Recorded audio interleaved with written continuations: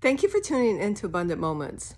Years ago, I spent a lot of time with a family. It was a large family, and they would all get together at Thanksgiving and they would draw names for Christmas. And whosever name you drew, of course, you were to buy them a Christmas present.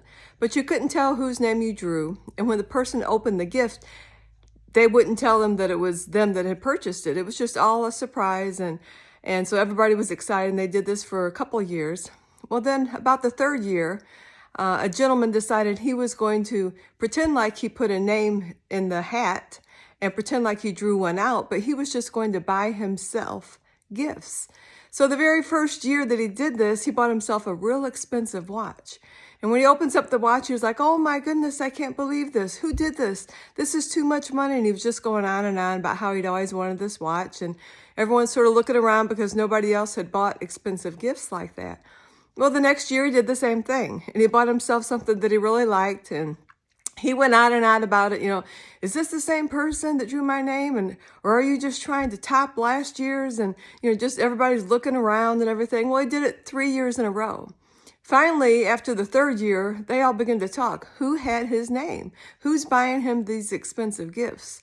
Well, then they found out what he was doing, and it was a big joke, and everybody laughed about it. And it was just a funny story that is true. Well, I told you that story today because sometimes we just have to treat ourselves. God loves us, and he promised to give us the desires of our heart. But he wants us to also treat ourselves and to get nice things and do nice things for ourselves. Jesus said this: love your neighbor as yourself.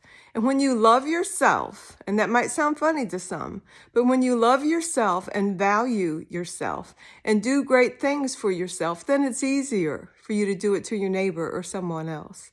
So today, don't forget about you. Do something nice for you today. Love yourself, treat yourself, be good to yourself, talk well about yourself. When you make a mistake, just don't say, "Oh, I'm so stupid." No, don't ever say that.